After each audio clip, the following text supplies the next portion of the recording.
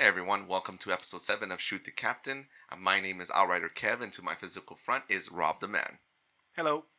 Hey everyone, we are going to talk about today's topics are Marvel's Loki, and we're going to talk about some of the games that we're excited for that came out of E3 2021. But first of all, let's go ahead and talk about some of the great news we got today. They're going to fix Outriders legendary drops, and they're also going to put item duplication safeguards, meaning that you shouldn't be able to get, well, a higher chance of not getting a legendary that you already have. So that means if you already have a legendary and a legendary drops, it's not going to be a repeat legendary, or at least they're going to put a little bit of a safeguard to it. But we'll talk about that on our next episode, but that is exciting to hear. Absolutely. Okay, so let's go into it. Marvel's Loki came out last week, and we've had 2 episodes now. We have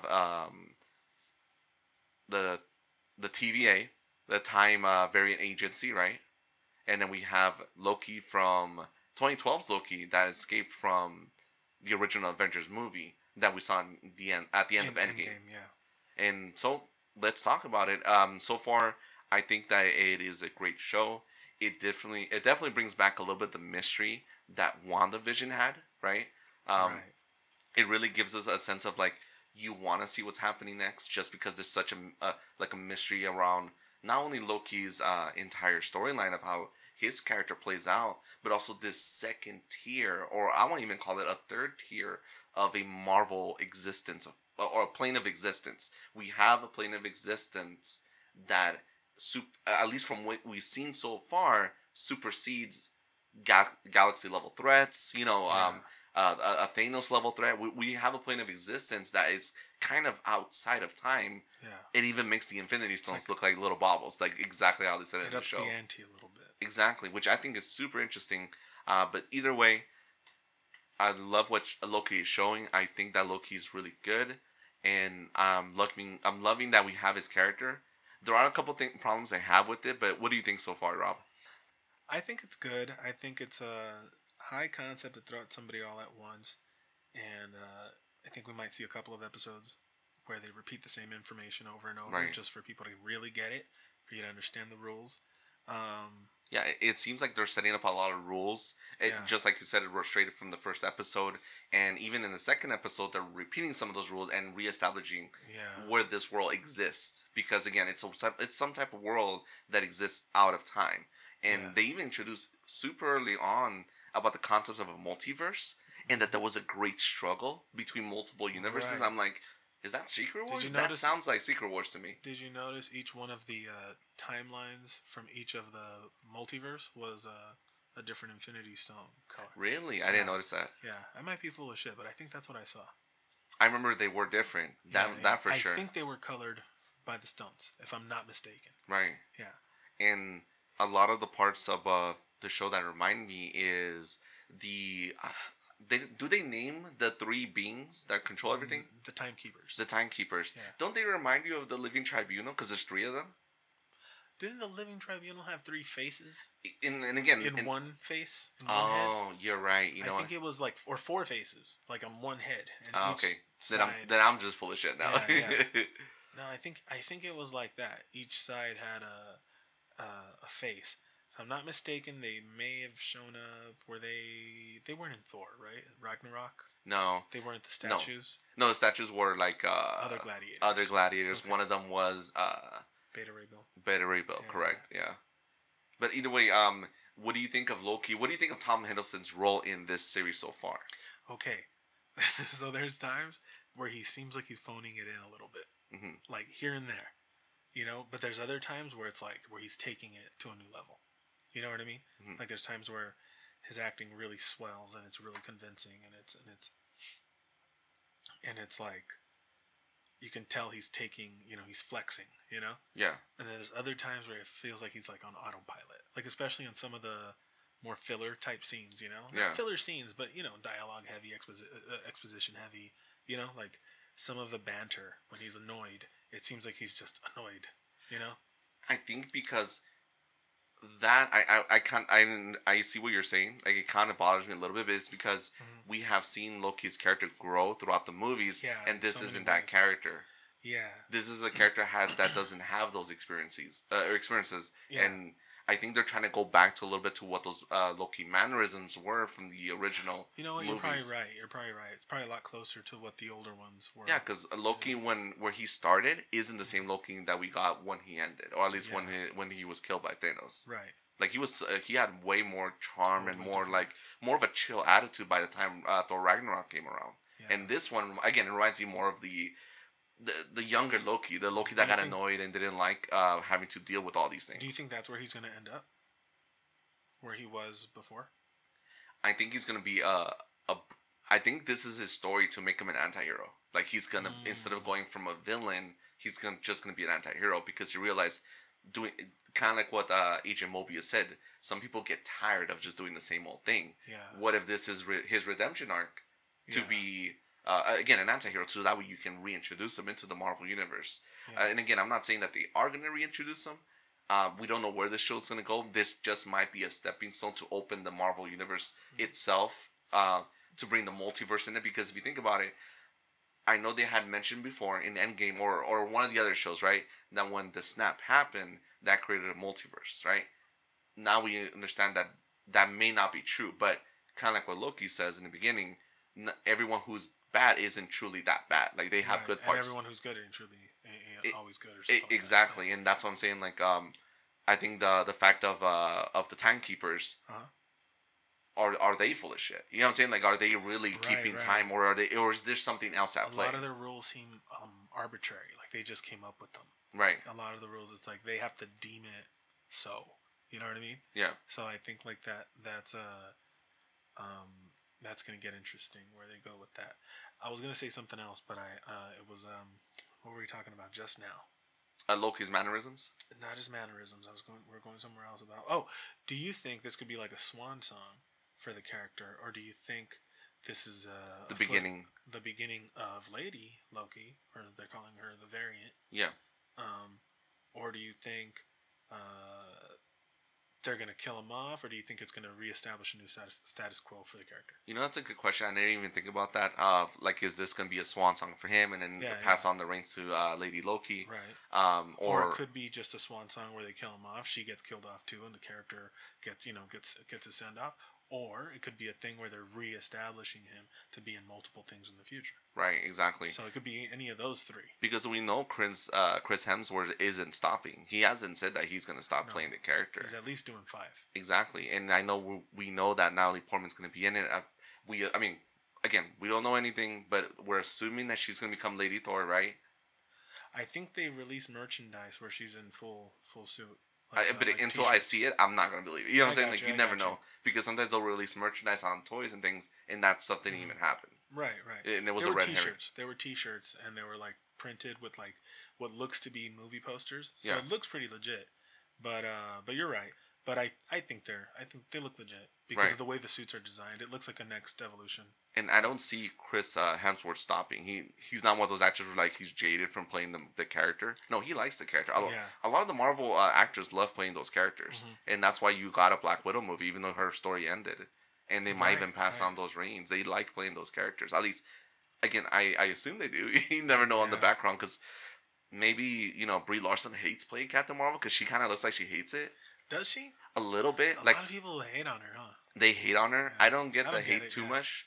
When I rewatched Captain Marvel, I thought it was a good movie. It was fun. Like, sure, it had pacing problems, and the songs they chose for the for the '90s flashbacks, I think they were a little bit misplaced in my opinion. Right. You know what I'm saying? Like, I'm like, why did you choose this song for this particular scene? But whatever. That's a different point. The point is, going back to Loki, I feel like you mentioned, this could be a handing of the torch, a swan song, or a mixture of everything, or a reboot. Because I don't see Tom Hiddleston stop playing Loki. I think he likes playing. I think he loves playing Loki, and I can definitely see him in more movies and more shows, or even making cameos in other movies. Why wouldn't we see him in the Multiverse of Madness? He knows Doctor Strange. Yeah. He probably heard the legend of a Scarlet Witch. He's more into magic than Thor is. His mom Freya, she's a witch. She would know that mythology as well. Mm-hmm. You know what I'm saying? Like, that's very true. So I'm saying I don't see that this being like his one and done. But if it is, it'd be good because again, Loki, we don't get as much of him just like Vision, just like Wanda, just like a lot of these side characters that they get to fully explore their character in these shows. They're really not afraid in these TV shows to disrupt the status quo. Right. Like if you look at, this is the third show so far, and the status quo has been altered dramatically in every single iteration. You know what I mean? They don't mind taking like, I don't want to say like crazy chances, because I don't think what they're doing is that intense, right? Mm-hmm. But they differ enough where it keeps it fresh, or at least give it a different angle to it. You know.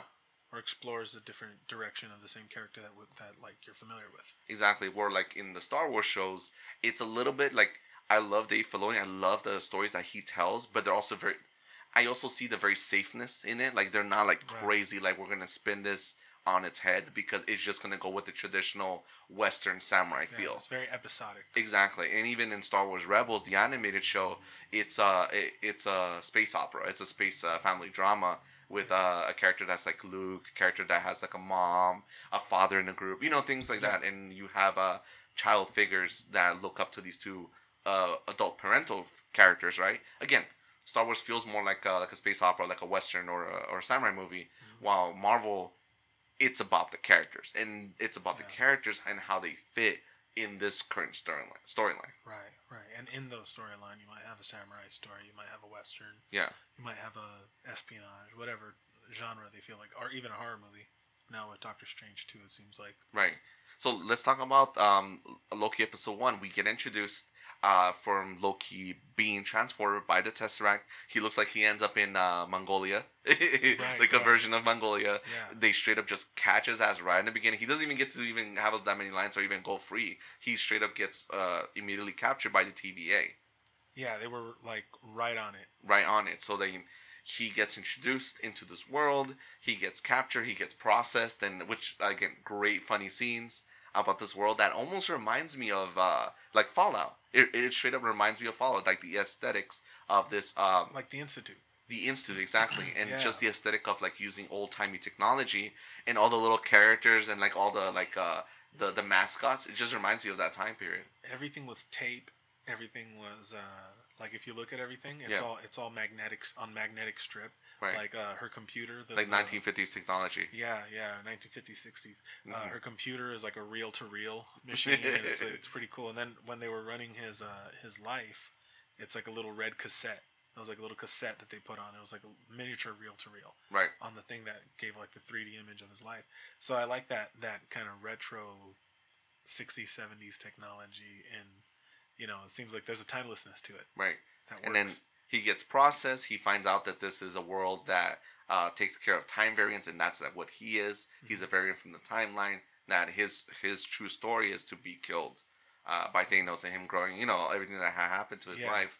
And we get to that point where you get introduced to Agent Mobius, who is Owen Wilson. I blanked out with Owen Wilson. Oh, I loved him. He was great. He was great in that show. He's just playing Owen Wilson, right? But he's just playing himself all over again. But I like the banter. I like the fact that he doesn't cave to Tom Hiddleston. Right, exactly. Like he already knows that story. He's seen that character, or at least the type of character that he is. He's studying him hard. I kind of feel like they're gonna have like this buddy cop, but the opposite way, almost like a Sherlock Holmes to a Watson. You know what I'm saying? I see what you're saying. Because in Captain America and Falcon and the Winter Soldier, that felt more like almost like a rivalry. You know what I'm saying? Right. Where like they both kind of hate each other, but they love each other. You know what I'm saying? Yeah. Because they hate each other's like bullshit, right? But they're there for each other. They got each other's backs, right? And it's a lot slower. It was a lot slower burn though for them to get there. Like we're gonna get that immediately, all at once. You know what I mean? Right. Like wherever they end up is gonna. I think within a couple episodes they're gonna get to that buddy cop type of thing. Again, possible because again, this could be a whole Loki scheme, a play. We don't even know if the story's going that way because the way we end with episode 2 is that Loki disappears and we don't know what happens after that. But there's a possibility he doubles down too. That'd be cool too. Like that's something that I don't think a lot of people aren't expecting. If instead of going anti-hero, he doubles down and goes and starts like what was it called? The Masters of Evil. With all it's like Doom, Red Skull. I think Dr. Octopus. Maybe. Man, I don't remember if it. I'll be honest with you. I've read a lot of Marvel comics, but Loki starts it. Yeah, I don't remember. Yeah. I know we the Legion of Doom from DC, but I didn't know that even Marvel had like a secret society like that. Yeah. It's called they call the Masters of Evil. Really? Yeah. Okay. It's like Red Skull. It just reminds me of the Masters of the Universe. I think Baron Zemo's in it. Okay. Yeah, it's like all the big bad guys. Mm-hmm. Yeah, and that'd be great to see on screen too. That'd be an interesting direction if they just go like whatever happens here, just make them say fuck that and be even more evil than he was before. You know? But that doesn't seem to be the direction. But that'd be an unexpected take. I like that Owen Wilson's character, AJ Mobius, is like this jaded character. You know, we've seen that character before in so many movies and so many different other shows about a person who's a cog in the machine trying to, like, you know, straight disillusioned, a little bit jaded, but trying to find his own path within a framework of this corporation, right? We've seen that character before. Yeah. But it's always fun to not only add that character and then add it to the God of Mischief from Marvel. You know what I'm saying? Yeah, no, he's from the comic books, all right? I have no idea. Mobius? I think I know the TVA is from the comic books. Like, all this is uncharted territory for me, right? Like, again, I always feel like I always know the broad strokes when it comes to a lot of the main storylines, but none of this is brand new. Like, all this is, at least for me, as a Marvel viewer, it's like my first time experiencing the TVA. I see. The was it the Timekeepers? I never heard of them, and I'm just excited to take it all in because, again, they're gonna put their own spin on it that may not align with the comics, just like with everything else they've done. I had a bunch of old like Marvel Comics drawing books, like how to draw comics the Marvel way, and it was like Stan Lee with a bunch of original artists like Sal Buscema or Buscema, I think his name, John Buscema, Steve Ditko, like Jack Kirby, all like the old school Marvel Comics artists, like from the golden age of Marvel, you know? Yeah. And essentially it was Stan Lee's writing, so you read the whole book in his voice, and then drawings from like the greats, you know? And in there, a lot of the models for the lessons were like these obscure Marvel Comics characters, right? So I would find out about them there, and I would go into old comic books and try to find the characters, you know? When the internet became like more prevalent, I started looking them up because I was always curious. So I know more characters than I know about, you know? But I know like Beta Ray Bill's Beta Ray Bill. You know what I mean? I know that. You know what I mean? Like, I know that the Destroyer was the Destroyer before I saw the movie. Like, I had the comic book where he fought the Destroyer, you know, like a big, you know what I mean? I just had a bunch of old comic books, so it's nice to see all of them come to life, kind of. So, stay with me on this thought. Now that we are introduced to Agent Mobius, we see the TVA, what type of world it is. He explains it to Loki. This is what it is. This is your situation and what you find yourself in. What do you think of this setting for, not only for a Marvel show, but even for... Again, we've never seen anything like this before, where it's almost like a different plane of existence that doesn't even exist here. You know what I'm saying? And it kind of reminds me of the mirror. Again, a small scale, but it reminds me of the mirror universe or the mirror state in Doctor Strange, where this is a world that exists out of time, or even Dormammu's realm, right? The Dark Realm. Again, time doesn't exist there. That's why Doctor Strange brought the time stone. He brought time and caught him in a loop. Because it doesn't exist in his world. Could this be kind that of feels city in the quantum realm too. That city that's in the quantum realm or whatever.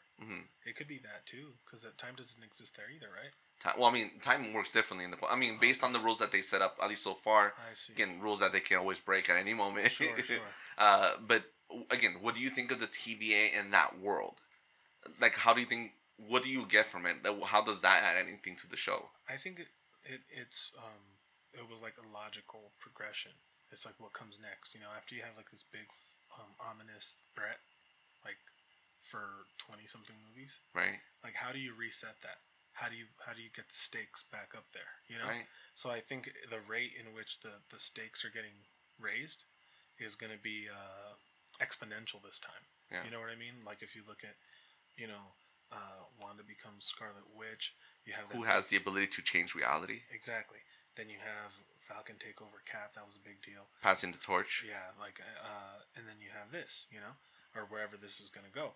Like, every project is going to bring this level of development, and then that's going to raise the stakes. And by the time you get to a few years from now, you're going to feel like the stakes are as high as they were, you know, right before Endgame or right before Infinity War, you know, because they got to get it up there somehow. Yeah, and again, even if it doesn't go up there all the way, it's still really good. It adds like I like what they're doing in this show where they kind of like you said they're raising the stakes but also making past events almost meaningless, right? Like that scene of the Tesseract being just a paperweight. Like we've been shown for a long time that these are pieces of power, right? Yeah. That control the universe, and enormous. in this world, enormous this power. in this universe, it means nothing. It's literally a children's toy on it. That's true, and I noticed there wasn't a soul stone in that drawer. There was a soul stone. They had no, not a soul stone, a mind stone. There wasn't a mind stone. There right. wasn't a yellow stone. And then another thing I have in that scene that you just brought up, they open up a drawer and they see a bunch of infinity stones just on a tray, and they're used as paperweights, just to kind of illustrate how powerless they are in this place, right? But you see him grab a time stone, which I think is interesting considering the type of show that it is. The type of show it is, and I have a hard time believing that he's gonna put one down. Right, you get exactly. what I'm saying? Like we've already seen it, and it doesn't work that way, especially not at this stage. Right. You know what I mean? If he didn't do it later, and I think in Ragnarok he can't help himself. You know, I doubt he's gonna be able to help himself. No, definitely. Because especially like if he enacts his plan, if he goes the way that we think he's going, or goes a different way, if he keeps one and stores and it goes back to his own universe, then he has a stone. You know. Yeah, yeah, and that's they never showed him put it back in the drawer. Like they never showed it, and I have a hard time believing that there's not some sleight of hand thing going on. Exactly, which especially with that character. He's the master of sleight of hand. Exactly. So I think there's a thread there, like a seed planted, that's gonna grow into something there. Some last minute Hail Mary thing where he's gonna be able to use a time stone, because that kid, the guy who works there, was his name Casey? Yeah. He's just looking at him. Yeah. He's not looking at his hand. And then they shut the drawer off camera, I think, and then they just show you the edit. They almost don't even care about him in that show or in that world. You know what I'm saying? Where the only person that cares about him is the captain, to make sure he... the captain. Right. She wants to make sure that he doesn't do anything crazy. And everyone else, that's again... True. Because everyone's thinking like, oh, this is a great risk that you're doing this with this variant. You're using a Loki to hunt another Loki, right? And that's crazy that Loki is the only variant that gives the timekeepers any trouble, right? They're saying they're afraid of this variant for whatever reason. And but they've had multiple variants before, right? But I think this one feels like, no, this is like we're running out of options because what we've done before hasn't helped. Right. You know what I'm saying? And this, I think, at least from what I get from the show, this is a variant that they've not been able to capture and has made the timekeepers nervous. Not the one from Endgame, the one who's killing the soldiers. Right? Exactly, Lady Loki. Yeah. Okay, so can we go back to that scene where Agent Mobius is explaining Loki his future, his present, his past, and you see the scene where Loki goes over not only his own memories, but then what happens in the future with his mother Freya dying, him and Thor bonding, his goodbye to his dad Odin when he fades away during Thor Ragnarok, and then his death for Thanos. His own death, yeah. I kind of didn't really buy it that he was this moved by these scenes, because this is, again, because we're watching this Marvel show. He has no context for what happened in those scenes at all.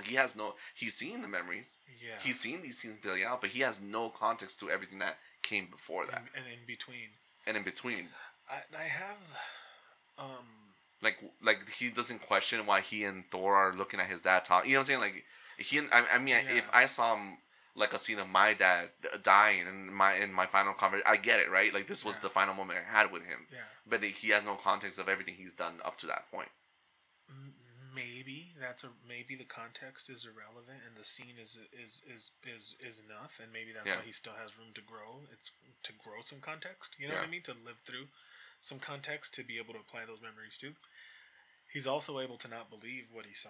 True. And think that it's bullshit. Because this is, again, this is a younger Loki, for a lack of a better word. This is a Loki that doesn't have those experiences. There's a brand new Loki that not only knows that these things have happened or haven't come to pass yet. Maybe he can do something about it. Maybe that's what he's trying to do, but I doubt that. That seems like a lottery writing. Right. A lot of backtracking. Which I mean, which I don't think we mind, because if you think about it, what they did with WandaVision, they rewrote a lot of her origin story, or just added to it. Yeah, and not only that, saving Asgard altogether. Mm-hmm. Like if he like were to do, you know, play the time to save Asgard for how it was. Yeah. That'd be a great way for him to get rewritten as you said, like an anti-hero. Mm-hmm. That'd be, you know, that'd be a great redemption. It would take something like at that level to be able to redeem him in the eyes of the people around him, I think. How do you like the ability that this is a time travel show, and they get to go to like past, future, present, and different locales? Because I kind of find it funny, because this isn't my first time seeing it in a superhero show. Technically, DC Legends of Tomorrow is all about that. Yeah. Just at on a shittier scale and with soap opera drama, you know?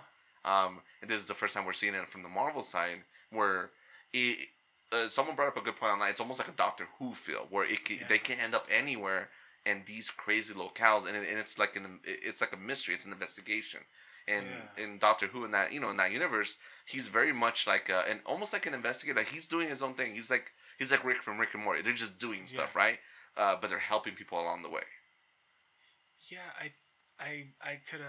There was also a show called Sliders. Sliders? Yeah, it was that sounds delicious. In the 90s, it was like these guys that go from alternate Earth to alternate Earth, and it was ridiculous, but it was really funny.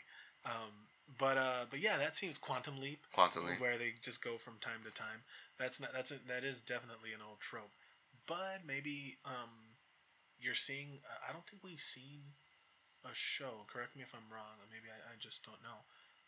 Where they have a realm where time doesn't exist at all. Does that exist in Doctor Who? In Doctor Who? Yeah. Yeah, they have that. They have that. I just don't know. I've watched some episodes, but they do. I know enough about Doctor Who, but they do have that stuff. They have like a timeless zone. Yeah. Okay, his whole character is that he's a Time Lord, and that his race of people are just dead, right? Right. But again, getting back to Loki, right? Yeah. We're getting all these locales. How is it? Do you like that feeling where they have this premise where they can go anywhere? Yeah. And do anything? It leaves it open, and then also it kind of leaves it open, like the way he spoke to everybody in the second episode. They go to Pompeii right before the volcano erupts. Right. Like, I could see him building the legend of the god that he is. You know what I mean? But by going to these different places and just leaving a witness or two that knows of this Loki that comes and fucking preaches right before everybody gets killed. Like, I could see him building like some lore for himself that way too. You know, I think it's in the characters. You know, for no other reason than to just serve himself. You know. I think, and also opening the show in this way will add for interesting locales. Like, I thought one scene that was in episode 2 that I think a lot of people, I'm pretty sure people did recognize, but I just don't hear a lot of scuttlebutt on the internet about, is Rock's cart. You know what I'm saying? Yeah, the Walmart. That was the Walmart version of Roxxon. Yeah. Which is a Marvel, evil company, right? I thought that was great. It was just a fun play on, hey, we're gonna give you this Walmart evil corporation. We're gonna mix with this evil corporation you already know from the comics. Yeah. I thought that was great. I think they just go clean somehow. Exactly, and oh my god, there was so much product placement in that episode. Was there? The Alienware, KitchenAid. Yeah. There was like everything was darkly lit except for the logos of each product in each aisle. Yeah, that I felt like that the last scene in the second episode kind of fell apart. Yeah. Like in that, when they go to Roxxon, what was it, Alabama in 2050 or something like 2050, that? 2050, yeah. Yeah, so... Because I'm like, this is 2050, it doesn't look that different. Yeah. You know what I'm saying? I mean, 2001 didn't. Yeah. You know what I mean? Like, if you go back 20 years, it didn't look too bad, and 2050 is what, 29 years from now? Or no, 19 years from now. Yeah. But no. My math is terrible. It's 30 years from now. I know, but you gotta think this is the Marvel universe, though. This is a universe that has Tony Stark tech, that has this thing. I understand what you're saying. Yeah.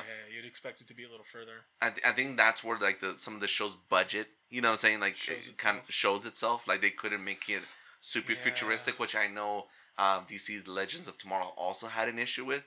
Like whenever it comes to any old settings, 70s, there's enough budget to that. That's not cheap. That's cheap to do. Well, not cheap. But it's easier to do. It's more doable. Yeah. When it becomes anything futuristic, it's always harder because it requires a lot more money. I love the scene where they added Arrow Green Arrow in DC Legends tomorrow in 2040 or whatever, right? It was his version of the Dark Knight, where he's a grizzled old, Oliver Queen that's still fighting this crazy war in not Star City. Star City. Yeah, Star City. I have failed you. God. I hate it. I mean, I love Green Arrow. I know it's a soap opera. Yeah. I just hate the soap opera part. Yeah, but it makes really sense. Bad. I mean, you know what it is they have to do like 22 episodes a season. If they just made that... meandering plot lines. Yeah. That take a while. Yeah, if they did it just in 7 episodes, you know what I mean? Yeah. Or 10, like get it done in 10, get it done in 8, and spend that budget, but they want to get the advertisements, so they draw it out, and they have you go in circles, like season 3 of The Flash. That's when I had to okay, I'm done with this, because it was just meandering and windy, and it was just back and forth and back. I'm over this, I'm done. That's what I like about these Marvel shows, that they're limited runs, and they just give you what they need to give you, and everything's intentional. Exactly. Like, it a lot of the fat is cut out. Yeah, like they wouldn't be able to do this show if they had 20 episodes, I'm sure they would, but what I mean is they couldn't have the plot develop at this rate. They couldn't have this level of pacing if it was any longer than what it is now. Okay, so we talk about some of the things we like. What is it that you don't like about the show? Like, what stood out to you that maybe didn't gel with you as well? Maybe it conflicts with some of your expectations of Marvel? Because again, my issue was just, the context of how Loki's experiencing those moments. Yeah. A little bit of cheapness of the show, of Rock's car. I thought that stood out to me a lot. I mean, I get what they're going for, and I like it. I like the idea. I just don't think it was well executed. And there's one of those few scenes where I don't think...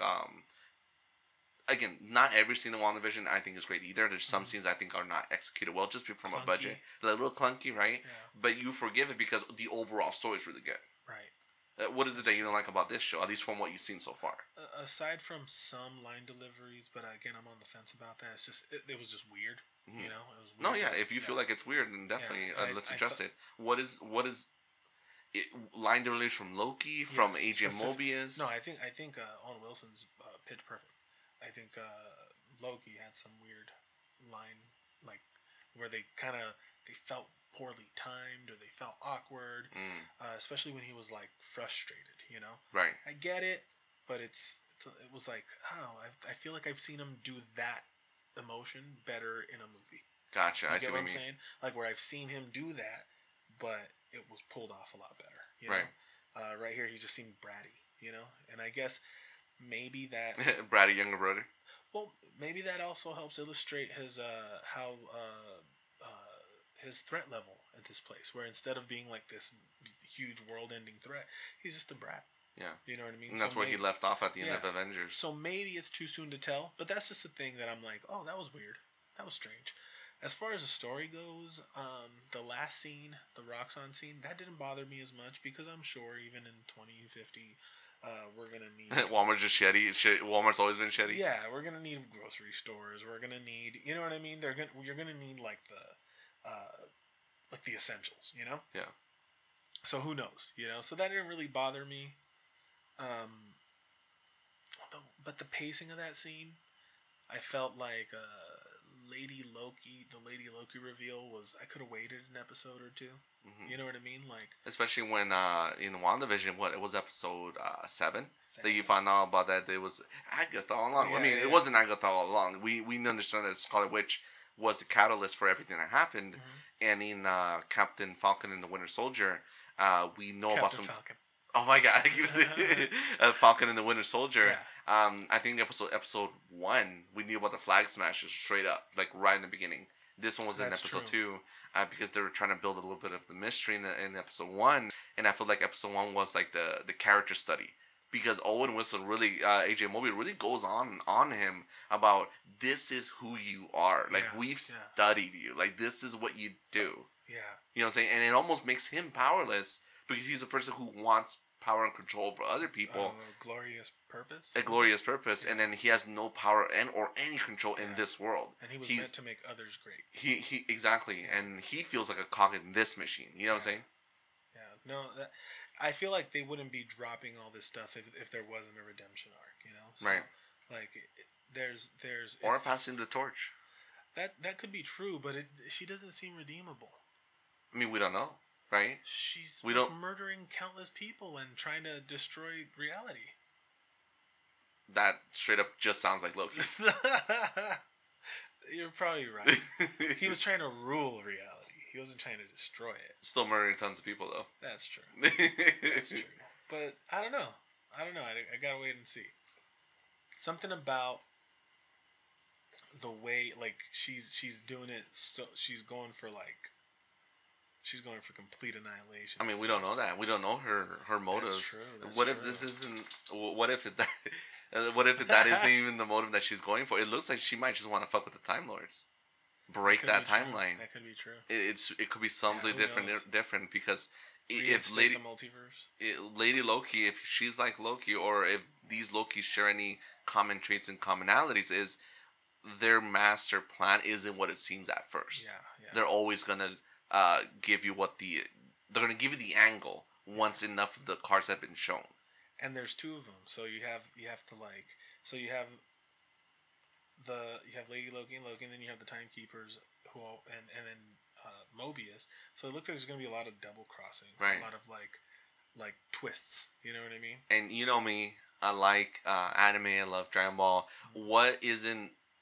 You love those episodes where the hero beats themselves or beats a past version of who they were, right? Oh, right. To be or an evil version of who they were, right?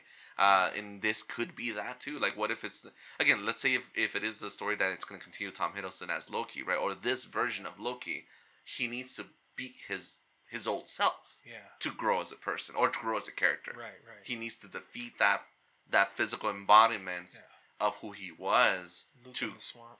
Exactly, and then be able to cave. And then chart his own path now, because now he knows what has come or what will come, so that he has almost like not a cheat sheet, but a warning of things to come, right? Yeah. And if he doesn't change, maybe this will set him back, or he might go back to his old ways. Or again, this could be a passing of the torch. Hey, I couldn't do it in this way or whatever, right? Let's just put it like a passing the torch scenario. Can you be a better Loki than what I was? You know what I'm saying? Right. Whether good or evil, right? Because everyone loves this character. Everyone loves Tom Hiddleston. Tom Hiddleston is one of the few characters where Loki, Killmonger, Thanos, those are some of the standout villains that are in the Marvel Universe that haven't been killed off, right? I mean, he was killed off, but we get to have more of it now. Yeah. Killmonger got killed off, right? Definitely. Yeah. But he's coming back. We know Jordan, no. Michael B. Jordan is in Black. I was gonna say War for Wakanda. That's not the movie. No. Black Panther Forever, right? Wakanda Forever. Yeah. Do we know that he's in it? Yeah, he's in it. Oh, I didn't know that. I thought he was doing the Black Superman movie. I'm not sure about that one, but he is in Black Panther too. Oh, okay. He's straight up in it. Okay. And we also know Namor's in it too. Yeah. That has been confirmed. That I want to see. I think that you could be right in the fact that it's a beloved character. I mean, all this is just theories and rumors and projections. It's just fun to think about it. The reality of it too is that he's been doing it for 11 years or 10 years and stuff, and people get tired, and they you grow out of the character too, because eventually you're gonna notice that Loki has more wrinkles than he did when he began. And that's the problem with Marvel characters or comic book characters, that in the page they're always going to remain timeless. That's not true in real life. I don't know if that's going to be a problem for Marvel though. They have that de-aging shit that they do to every single character. It's not there yet though. It's not 100%, no. You can't build an entire movie on that. Yeah, like The Irishman. Yeah, that looked goofy. You're gonna have scenes of it, right? Yeah. You're gonna have scenes but it's not there yet. Like we saw Rogue One with Leia. That didn't look that crazy. Bizarre, yeah. I thought Tarkin looked pretty good, but you could tell it's a computer Tarkin. Yeah, it was a look-alike that they mapped a face on, I think. But what do you think of Luke at the end of Mandalorian season 2? Right. He looked a little off because again, they had an actor with mapped CGI face. Yeah. He looked better in Last Jedi in the flashback scene. He did. In the flashback scene, he looked cool. Hold on, bringing it back to Loki. How do you feel having a time where you could turn on the TV and watch a show based on a villain, specifically a villain. That's a new thing for Marvel in general. We for haven't comic book properties in general. Like no, we've gotten like the villain story before. Venom is one I can straight up just say. No, Venom. I'm talking like TV shows, TV series. Oh, TV series. Yeah. Like you don't see a TV series based on the villain. Now we have MODOK too. Yeah. Which is, stay tuned. But yeah, you have an entire series dedicated. Like when we were growing up, you never saw like the Joker or Mr. Freeze, the series. They got an episode and then that's it. They moved on because they make the heroes great. They're what makes the hero the hero. Yeah. And now you're getting shows like Harley Quinn, Loki, where you get to explore these characters and movies like Joker and Venom. And they're making Kraven. Like Kraven's like a B-list villain. Like he's not an A-list villain. You know what I mean? And but a lot of these characters were B or C listers as well, and they were all skyrocketed to A-list characters. Morbius too. Like Iron Man used to be like a B, C level hero. Now he's like number one, right up there with Spider-Man. He started, or even past it, but he started regaining popularity when the Capcom games came out. Yeah. But yeah, definitely. But either way, I think it's a good direction. It's new. It gives us gives you what you love, right? You love you love Tom Hiddleston. You love Loki. You wish you got to see more of it, and we can. And we know that at the end of Endgame, that was the setup. Like when I saw Loki disappear with the Tesseract, that's a Disney Plus show. Like who didn't see it a mile away, right? Yeah. But I'm glad that it's happening now because not only do you get this very different show when compared to WandaVision and Falcon and the Winter Soldier, very visually strikingly different. Yeah. The premise of the show very different as well. Time traveling mystery detective show. You know what I'm saying? Like that's very different from what we've seen so far. It's very like the scope of it is huge compared to what we were seeing before too. Like I think it's the biggest feeling show. You know what I mean? Like as far as the scale, they're dealing with time and how it applies to the overall universe. Now multiverse. Now that she blew up the timeline. Yeah. So spoilers. I mean, we're talking about it. I mean, do we? We don't know that. We just know that the time is about to. Shit's gonna go down. We don't know where it left off. Well, the timeline started to branch off all crazy. Yeah, but what does that mean? We don't know what that means. I don't know. I don't know. But what I'm saying is that she did it. Yeah. So she did that. So it might just be reinstating a multiverse. I don't know. But we'll find out. We talked about some of the things we liked, some of the things we didn't like. What do you expect from the show, or is it what do you hope to see from it? I don't know. I think like just as long as it's good, I'm happy. I go into these things wanting to like it. Yeah. So all they got to do is not make it so bafflingly stupid to where it pulls me out of it. Yeah. So I try to like just sit back and enjoy the ride. But as long as it's a good, satisfying story, if it's a swan song, as long as it's good, if it's a reestablishing a new status quo, I'm good as passing long as, of the torch. Yeah, if it's a passing of the torch, great. Even if it's a reestablishing of the status quo. Okay, for the same but character. What does Rob the Man want? I would like to see happily ever after for Asgard. That'd be cool. Okay, like kind of like a little bit of a rewriting of what hasn't happened yet. Where they put Asgard back to like where it was. You know, because that's how it happens all the time. It gets destroyed and rebuilt, and it's always through these weird time things and blah blah blah, where it comes back and becomes a city on Earth, and then it's the ebb and flow of the story. It gets destroyed and it gets put back together again. Yeah. So I would like to see that with Asgard. Maybe not with Odin and Freya, but at least see a different Heimdall or a different just see a different version of Asgard. And I think that it'd be neat, like storytelling wise, like to just kind of tie it all up real nicely, if that's part of his redemption arc. That he manipulates it and he breaks the rules and he does something, but to bring back Asgard. But that's getting way down there. I didn't want to say it. No, yeah. Because I just want to see where your head's at. Yeah. No, just because there's not enough down there. No, yeah, of course. But I would see that as a fitting redemption. This is what I would want. If it is a redemption. This is what I would want to see if I would want it to be the redemption story for Loki's character. I would want to see this not.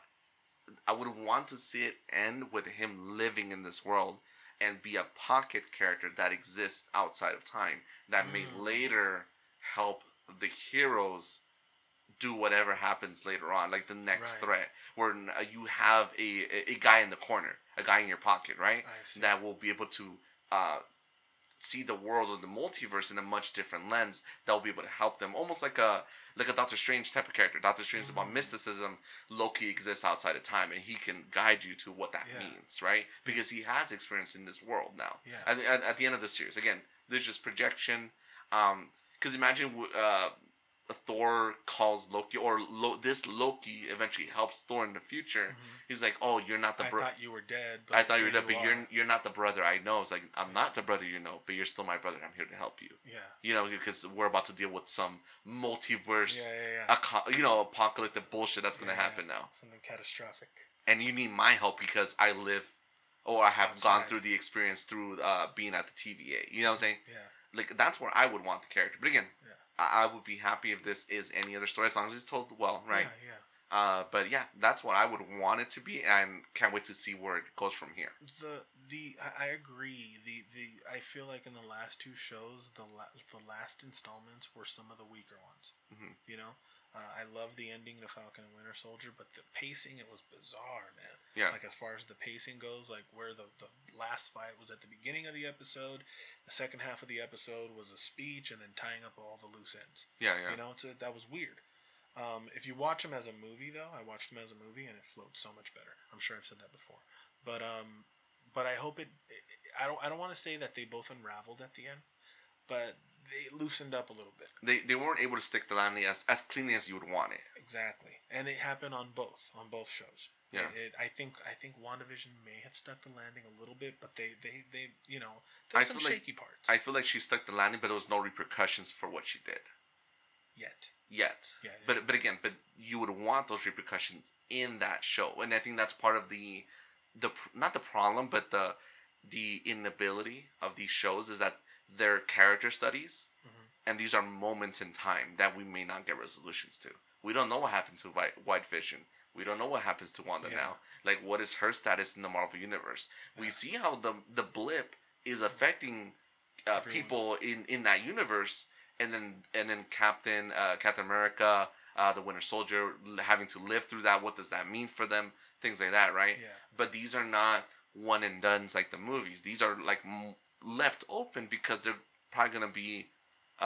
Again, we don't know what Disney's strategy is, because these don't feel like shows in the traditional sense that you're gonna close these as season endings, right? No, these are lead ups to other movies, to film franchise. Exactly, that's what they're doing. It's like the stuff that they don't want to show you in a movie, and the stuff that would take another trilogy to get you through. You know what I mean? Like, if they were making just a straight up movie about it, it would have taken at least an entire movie to give us Falcon and the Winter Soldier. That's a movie for each. And we know that they're getting another Captain America movie, and that's going to lead straight into it. I'm hoping both of them are in it. I think both of them are in it. But yeah, it's they're like altering events, like events that alter the timeline or the story, in kind of like an irreparable way, in a way that there's no turning back. So it's hitting a big reset and a big reprogramming on how things go from here. Which isn't new when it comes to just comic book storytelling in general. No, well, I mean, a lot of comic book stories do that, but I mean, everybody dies and comes back. The status quo always comes back. Or wipe clean and start over. It happens all the time. But that's not meant that things that they're doing right now isn't new. Like, we've seen this, but it's just not in the TV or film form in this way. And not so tightly married. Not so intertwined. And I think that's what's going to help make the movies. Like, when you see Captain America, you're going to watch the Civil War, and then you're going to watch the new Captain America 4. And you're going to be like, what the fuck? Like, what happened? You're going to see so much, it's not even the same character anymore. So, like, all these things that go in between are really helping. Because these are not like shows like The Mandalorian, where you could watch the movies, not ever see The Mandalorian, and it doesn't interrupt the flow of what these movies are. No, these are essential. Like, if you watch the next Captain America movie and you didn't even see the show, you're going to be really confused of what just happened. No, absolutely. But either way, Loki seems exciting. It's very promising. Yeah. I love this chase. This cat. Again, I always love a good cat and mouse show. Yeah. That's what I love about Benedict Cumberbatch's Sherlock Holmes. Right. You know what I'm saying? That, I love that type of character where it's a smart character that always try to outplay themselves, right? Yeah. Everyone loves that. I just wish that I want to see how this is integrated to the Marvel universe as a whole and how this changes the franchise, because they're setting up some really big things here that could be all smokescreen. Again, this could be all illusion. Yeah. Because like Loki mentions, that how do you know they're the ones on top? How do you know they control everything? The Infinity Stone thing, though, I'm sorry to interrupt, but the Infinity Stone thing is kind of a nice indicator if they're legit. Exactly. You know, there could always be a thing where he goes to try to use one and they're bullshit. Because it seems like Loki is the only person who's ever questioned this world from the reactions of his supporting cast. You know what I'm saying? Yeah. I don't think other variants who've come there haven't even questioned the authority. They just take it as, this is the world. This is it. No, he's like, no, like, why aren't you questioning this? Why aren't you? Yeah. Aren't you like concerned or even want to think like, what is really behind the veil? Yeah. Like, is this a Wizard of Oz where someone's in the background Seems pulling like the strings? Yeah. But I'm really excited to see what's more. What's to come. Let's see how Lady Loki gets developed over time. Is this a brand new recurring character? Is it a character just for the show? Because again, we've been having a lot of characters where WandaVision, we have Agatha. They didn't kill her. They can break her back at any moment. Yeah. Vision is back for all intents and purposes. Vision is back. Yeah. Captain America and the Winter Soldier. Sam is Cap. That is something that's going to define the status quo for the movies as well. U.S. Agent, and Zemo gets a prominent part. And like, I don't think it's gonna be the last we see of Zemo either. Of course not. Julia Louis-Dreyfus. Exactly, with Madam Hydra. Yeah. U.S. Agent. Yeah. You know what I'm saying? That's a lot. Any final words? No, I think it's very aware of what it is they're doing. I don't know if you're familiar with Legion on FX. The Constantine show, right? No. Legion is an X-Men show, but it's like a totally one-off with Aubrey Plaza. Right. It's like this guy's. It's really. It's Charles Xavier's son with the multiple split personalities, right? And they all have like psychic powers. Yeah, no, they're different mutants and stuff, but it's really like high concept fucking mindfuck. You know what I mean? Like, we are Legion. Yeah, where you could see you could see how people would get lost watching it, because it's just, there's like a dance number in the first episode. It was very like, it knew what it was. I only saw the first season, so I can't speak to the second or third. They're on my list. But you could see that it knew what it was before they even started filming. They knew the style. They knew the way they were going to shoot it, the aesthetic of everything. I feel the same thing with Loki. Yeah. They have the style from the technology that these people are using to the type of floors. All the floors have designs, the architecture, everything has like a really cool, unique look. And I give them, what is it called? Production design. Yeah. I couldn't even think of the word. But the production design is really, really good. I think it's really sure of itself. So that makes me want to see where they're going more with it, because that level of confidence, it's like, okay, they got something in the bag. Right. Like, to me, it feels like a Doctor Who mixed with a Sherlock Holmes, a little bit the cat and mouse, mixed with the world of... Do you know the game Control? No.